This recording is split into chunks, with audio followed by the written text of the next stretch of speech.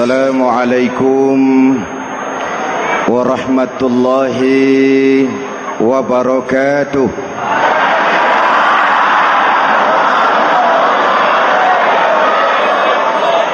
Alhamdulillahi rabbil alamin.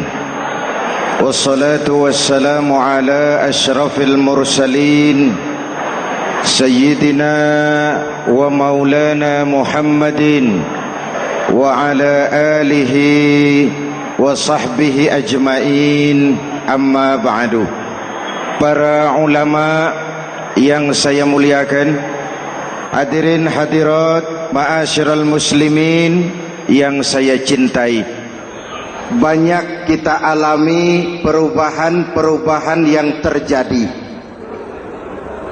baik perubahan yang menyangkut sosial budaya, lebih-lebih yang menyangkut sosial politik. Yang tidak banyak mengalami perubahan adalah sosial ekonomi. Bahkan angka kemiskinan kita naik menjadi 3/5 dari total penduduk kita hidup di bawah garis kemiskinan, dan 20% diantaranya miskin mutlak. Perubahan-perubahan yang terjadi menyadarkan kita kepada kebenaran Al-Quran ketika Allah menyatakan wa tilkal ayyamu nudawiluha bainan nas. Hari itu kami putar di antara manusia. Ada saat datang, ada waktu pergi. Ada hari lahir, ada saat kembali. Ada waktu dilantik, ada saat menyerahkan jabatan. Hari kami putar di antara manusia dan hidup cuma sekadar menunggu giliran. Soalnya kemudian di tengah perubahan-perubahan yang terjadi begitu cepat, what must we do now?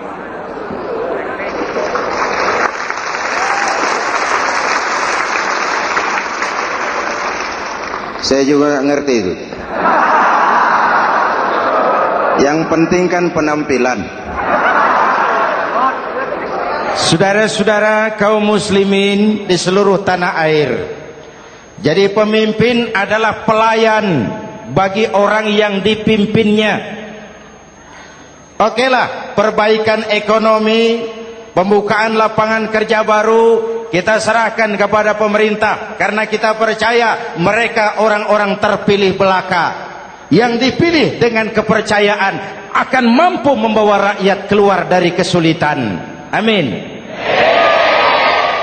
Tugas kita sekarang di zaman susah meluruskan akidah. Jangan sampai mbah dukun yang naik ke permukaan. Betul? Islam misinya yang pertama membebaskan manusia dari kemusyrikan. 13 tahun Rasul berjuang di Mekah, menanamkan akidah, meluruskan keyakinan, membentuk iman. 13 tahun membebaskan manusia dari belenggu kemusyrikan. 13 tahun menanamkan la ilaha illallah Muhammadur Rasul dengan seluruh konsekuensinya. Kalau saya yakin tidak ada Tuhan selain Allah, saya tidak akan minta tolong kecuali hanya kepada Allah. Saya tidak akan pernah takut kecuali hanya kepada Allah. Saya tidak akan menggantungkan hidup kecuali hanya kepada Allah. Saya tidak akan minta rizki kecuali hanya kepada Allah. Saya tidak akan melarikan persoalan kecuali hanya kepada Allah. Kalau konsekuen dengan keyakinan ini, mbah dukun nggak dapat tempat.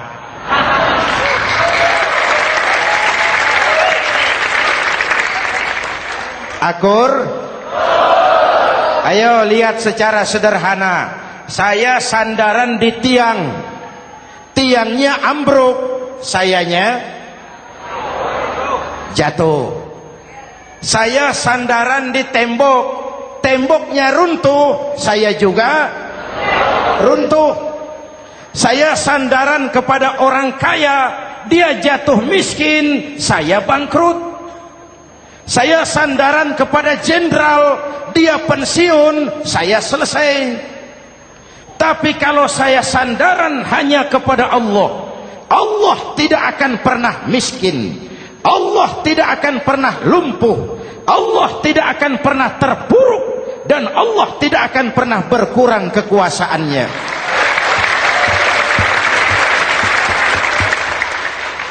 Maka umat Islam, sesulit apapun zaman yang kita hadapi, Allah juga tempat kita bersandar. Jelas? Selama ini kita iman dalam ucapan, tapi sekuler dalam perbuatan. Di masjid ada Allah, di kantor Allah tidak ada, maka korupsi merajalela.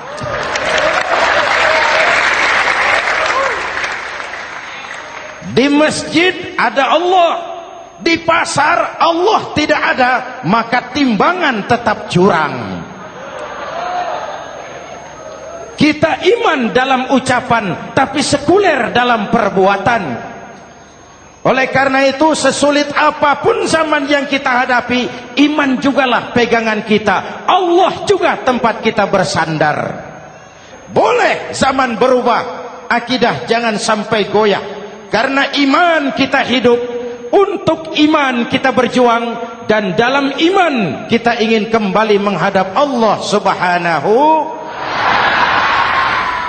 Selama ini manusia Indonesia kita lebih banyak diisi otaknya, hati sering kosong, agama dangkal, akidah rapuh, moral rendah. Memang kemudian muncul banyak orang-orang pintar, cuma sayang tidak benar. Indonesia kita bangkrut, Indonesia kita terpuruk, Indonesia kita sakit parah kalau diurus orang yang cuma pintar tapi tidak benar. Kita perlu orang-orang pintar, tapi kita lebih perlu orang benar. Jelas? Kalau cuma pintar tapi tidak benar, itu yang sering saya sampaikan, nanti disuruh ngurus beras malah nimbun beras.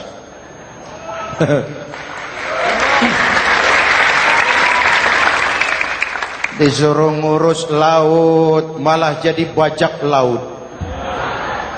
Disuruh ngurus hutan rame-rame jadi orang hutan.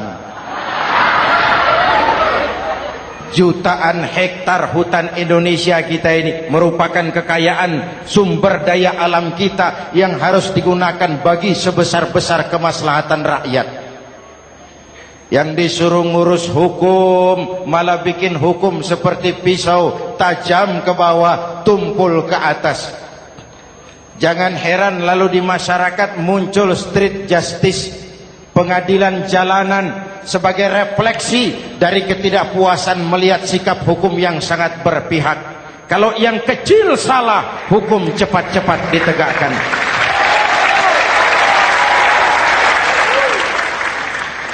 Lihat saja sekarang ini, kalau orang terkenal banyak uang, punya masalah, antri yang bela. Betul? Tapi saudara lihat si Marsinah di Jawa Timur, si Sengkon dan Karta di Jawa Barat, si Udin Bernas wartawan Jogja, terseok-seok mencari keadilan, sampai hari ini urusannya masih remeng-remeng. Kenapa bisa begitu? Jawabannya sederhana, tidak ada fulus. Ada fulus mulus, tidak ada fulus manfus. Betul? Jangan sampai para penegak hukum kita terjebak pada lagu baru, maju tak gentar membela yang bayar. Biar bertentangan dengan nurani, biar bertentangan dengan public opini, biar bertentangan dengan rasa keadilan. Siapa yang bayar, itulah majikan. Mau benar atau salah, belain terus. Kalau seperti inilah hukum kita, mafioso keadilan akan tetap gentayangan. Hadirin yang saya hormati, 13 tahun beliau berjuang di Mekah, meluruskan keyakinan, memantapkan akidah, meneguhkan iman. Dari situ segalanya dimulai, dan ke situ segalanya akan menuju. Intan paling mahal, mutiara paling berharga, tidak lain adalah nilai-nilai keimanan. Kalau itu sudah tergadai, apalagi yang bisa kita banggakan dalam kehidupan ini? Kita merasa harta kita berharga, belum ada artinya ketimbang iman. Kedudukan kita punya nilai pun belum ada artinya ketimbang dengan nilai-nilai keimanan.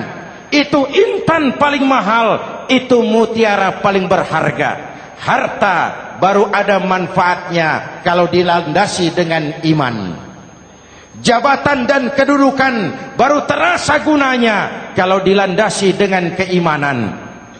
Kalau jabatan lepas dari iman, yang akan lahir Fir'aun baru. Jelas? Kalau harta terlepas dari iman, yang akan muncul adalah konglomerat Korun.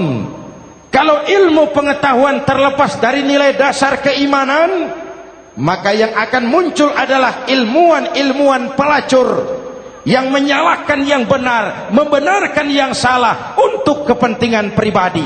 Dan kondisi seperti itu tidak akan membuat kita makin sehat. Oleh karena itu, pada kesempatan ini, pesan pertama saya, menghadapi zaman susah, tetap jaga akidah, tetap pelihara keyakinan. Kesulitan bukan untuk ditakuti, untuk diatasi. Hidup adalah kerja keras, bukan keajaiban. Perubahan tidak akan datang hanya dengan simsalabim abragadabra. Perubahan tidak akan muncul hanya dengan berandai-andai. Perubahan tidak akan turun dari langit seperti turunnya embun di waktu malam. Perubahan adalah kerja keras, sehingga Al-Quran membimbing kita, innallaha la yughayyiru ma biqaumin hatta yughayyiru ma bi anfusihim. Allah tidak akan mengubah keadaan suatu bangsa kalau mereka tidak mau mengubah apa yang ada di dalam diri mereka. Yang ada di dalam diri itu rule of thinking, state of mind, cara kita berpikir, cara kita memandang kehidupan, cara kita mengatasi persoalan. Hadirin yang saya hormati, inilah iman. Berangkat dari ini kita menyadari, ini ujian buat kita rakyat. Dan kita rakyat Indonesia ini kalau sama susah sih sudah kenyang. Ya Pak? Ya Pak? Kita ini sebagai bangsa mengalami apa yang disebut oleh Bung Karno up and down, naik turun, timbul tenggelam, pasang surut. 350 tahun dijajah oleh Belanda, kita susah. Berangkat Belanda masuk Jepang, susah lagi. Pergi Jepang, datang nikah, susah lagi. Lalu kita merdeka, dirongrong oleh berbagai pemberontakan, susah lagi. Makan bulgur, antri minyak. Lalu PKI berontak, susah lagi. Muncul orde baru, lama-lama susah lagi. Orde baru selesai, naik reformasi, mulai repot nasi, susah lagi.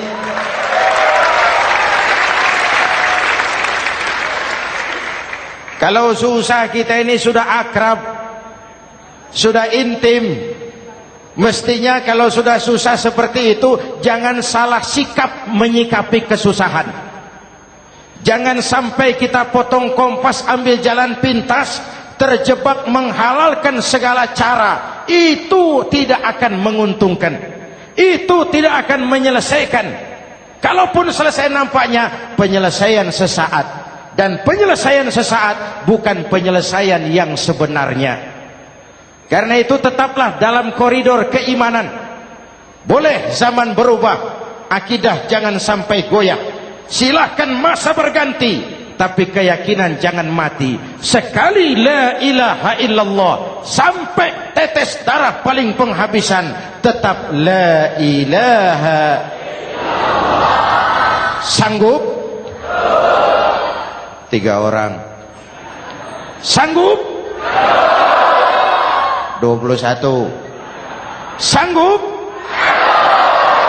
Kalau sanggup kita harus konsekuen. Saudara-saudara di seluruh tanah air, misi yang kedua dari Islam setelah membebaskan manusia dari kemusyrikan, membebaskan manusia dari ras diskriminasi, mengikat manusia dengan tali akidah. Sebelum Islam datang, manusia dibedakan oleh warna kulit, manusia dibedakan oleh faktor keturunan, manusia dibedakan oleh faktor harta dan benda. Adalah Rasul yang mengajarkan, innallaha la yanzuru ila suwarikum wala ila amwalikum walakin yanzuru ila qulubikum wa a'malikum. Allah tidak melihat potonganmu, Allah tidak melihat hartamu. Yang Allah lihat itu adalah hatimu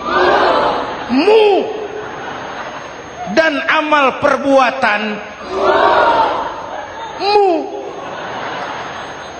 Jauh sebelum Amerika teriak-teriak membanggakan apa yang mereka sebut sebagai Declaration of Independence, Nabi sudah mengajarkan kepada kita semua, annas kulluhum li Adam wa Adam min turab, la fadla li arabiyyin ala ujamiyyin illa bittaqwa. Seluruh manusia berasal dari Adam. Adam diciptakan dari tanah. Tidak ada kelebihan Arab dengan yang bukan Arab kecuali takwanya. Jauh sebelum Amerika mencanangkan bahwa semua manusia dilahirkan sama, that all men are created equal. Jauh sebelum itu Islam sudah membebaskan manusia dari ras diskriminasi. Apa dalam konteks kekinian menghadapi zaman susah tetap jaga kerukunan? Ya Pak, ya Bu, oi Bu. Menghadapi zaman susah tetap jaga kerukunan, baik antar umat seagama, antar umat beragama, maupun antar umat beragama dengan pemerintah. Menjaga kerukunan. Jangan saling sikat sikut di antara kita. Sebab kalau sudah rukun, saya ajak berhitung. 1 ditambah 1 sama dengan, itu matematika namanya. Hasilnya pasti. Tapi angka sosial hasilnya aneh. Saya ubah jadi angka sosial. Ayo kita berhitung lagi. 1 orang takut ditambah 1 orang takut sama dengan 2 orang setengah berani. Kenapa setengah berani? Karena sudah berdua. Tadi kan takut sendiri. Kalau sama-sama takut berkumpul jadi setengah berani. Kalau ditambah 1 orang takut lagi, 1 orang takut ditambah 1 orang takut ditambah 1 orang takut sama dengan 3 orang berani. Kenapa jadi berani? Karena sudah bertiga. Kita yang lemah, kita yang marginal, kita yang dikucilkan, bahkan kita yang dilecehkan, kalau mau rukun kita akan kuat dan tidak bakal dipermainkan orang.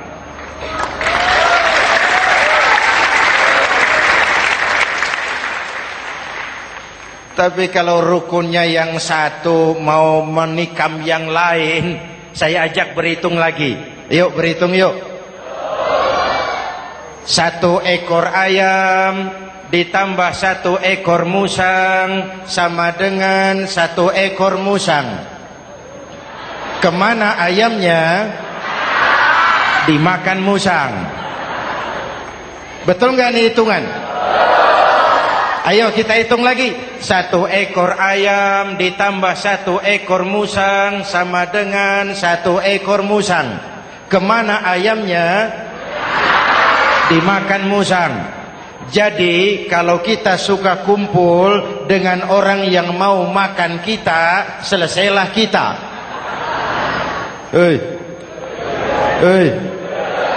Maka kalau merasa kita ini ayam, yuk kumpul sama-sama ayam, pulang ke kandang ayam. Kalau ada ayam kumpul ke kandang musang, itu namanya ayam minum baygon. Jelas? Menjaga kerukunan. Pertama, antar umat seagama, sesama muslim harus saling menjaga, harus saling memelihara.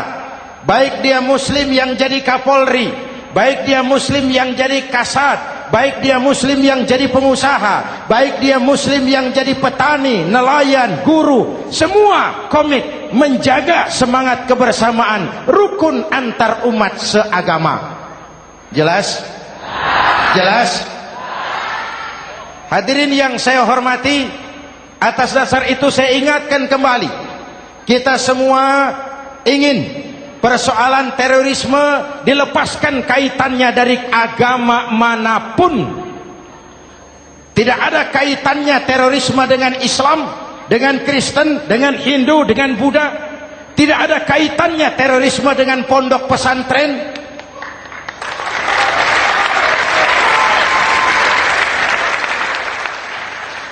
Jangan sampai pesantren jadi kambing hitam.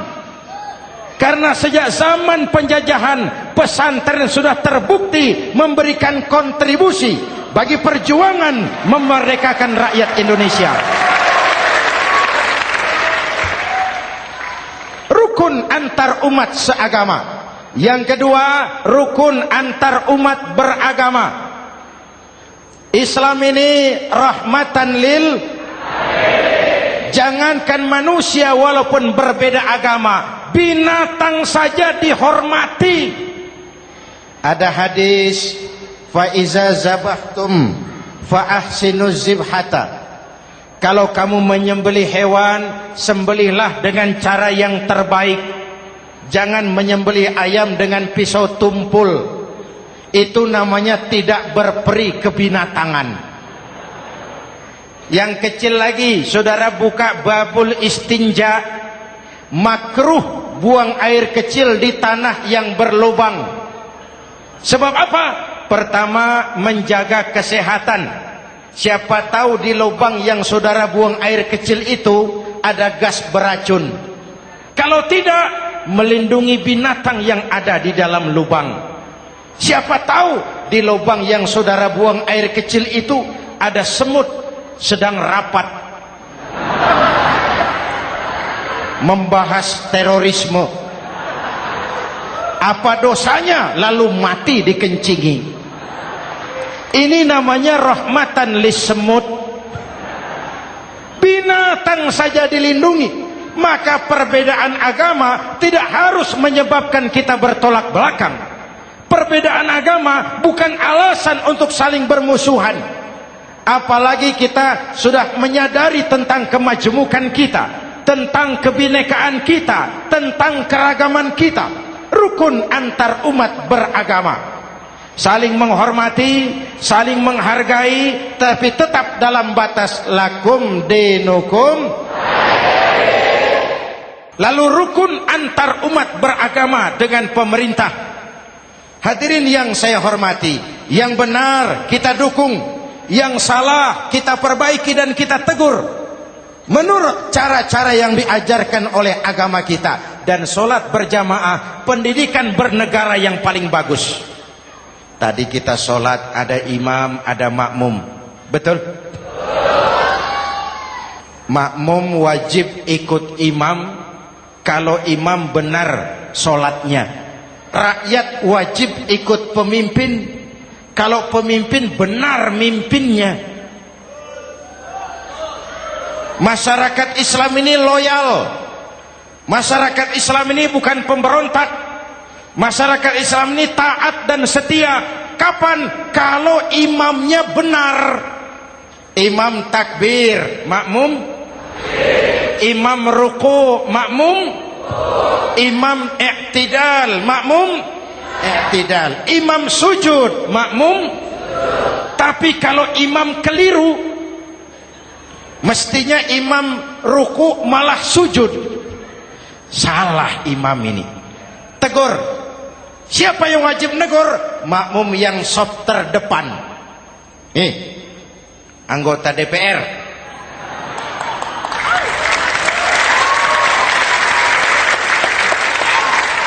Ini wakil-wakil makmum ini, saf di depan ini. Kalau imam keliru, mereka paling tahu.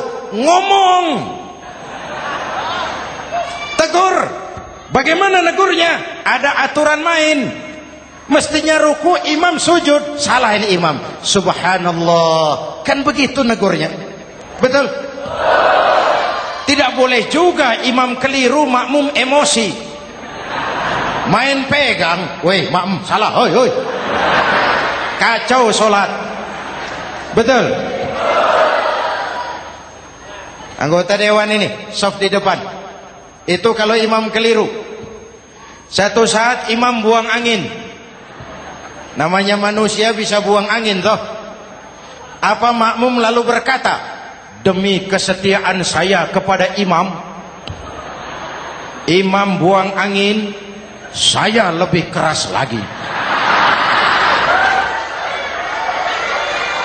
Itu namanya fanatisme buta, loyalitas yang goblok. Imam buang angin, minggir.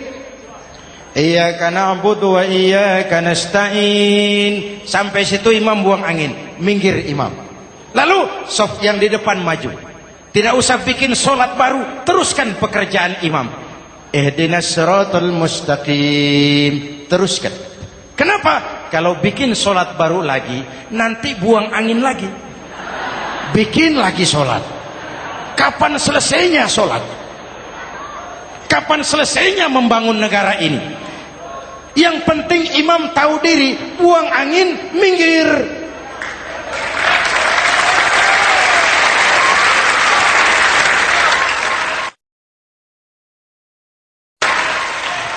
Ini kacaunya solat berjamaah kita sekarang.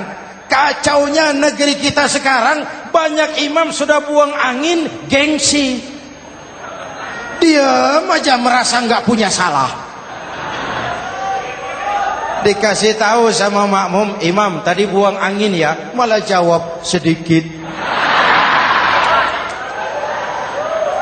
Apa kalau sedikit lalu tidak batal solat itu?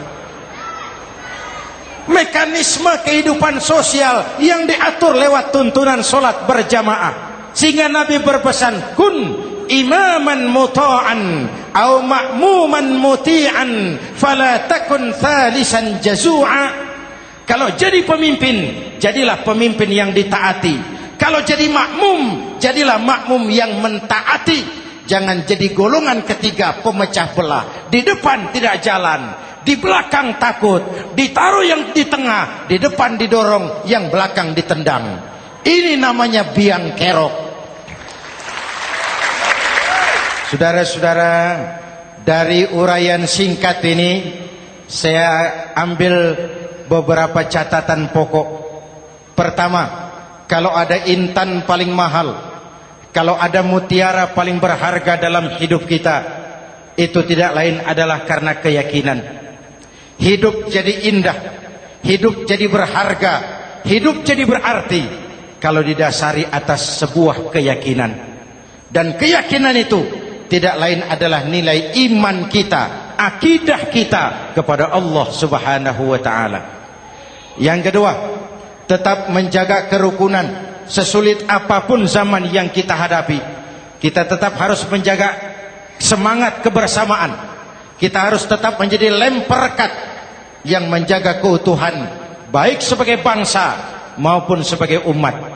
Perbedaan adalah wajar, harus dihormati sebagai ciri kehidupan berdemokrasi. Tapi jangan perbedaan menjadi sebab kita bermusuhan, dan jangan perbedaan menyebabkan kita saling berpecah belah. Hormati perbedaan, jangan perbedaan dipandang sebagai permusuhan. Dengan akidah yang kuat dan kebersamaan yang kokoh, ayo kita hadapi kesulitan, kita atasi kesulitan, dan dengan kerja keras untuk menyongsong hari esok yang lebih pasti. Mari kita Fatihah, semoga Allah memelihara kita bangsa Indonesia. Ala hadhihi niyah wa ila hadratin Nabi. Al-Fatihah.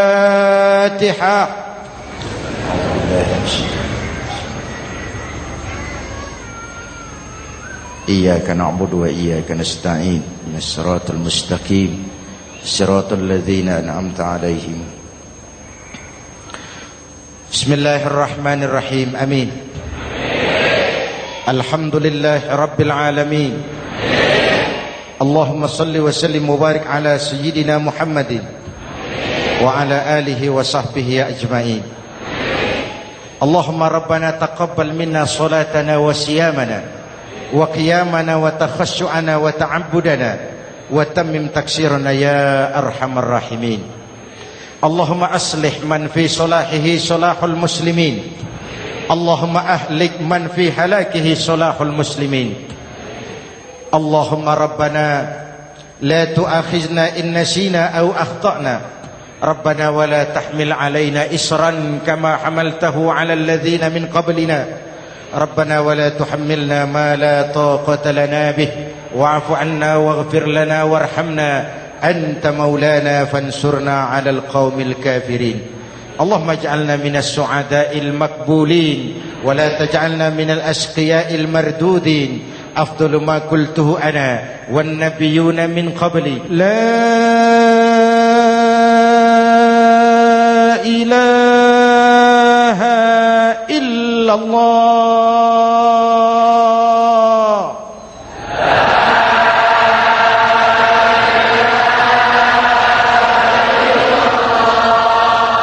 La ilaha illallah.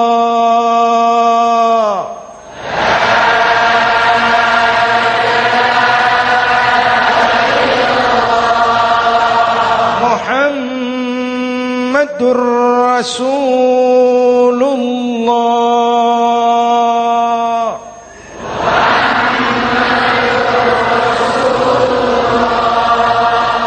Sallallahu alaihi wa alihi wa sallam. Kalimatu haqqin 'alaiha nahya wa 'alaiha namut wa 'alaiha wa biha nub'atsu insyaallah minal aminin minal aminin minal aminin rahmatika ya arhamar rahimin. Sallallahu ala sayyidina Muhammad wa ala alihi wa sahbihi ajma'in. Ana rabbika rabbil izzati amma yasifun. Salamun alal mursalin walhamdulillahi rabbil alamin. Jumpa lagi di lain kesempatan insyaallah. Wassalamualaikum warahmatullahi wabarakatuh.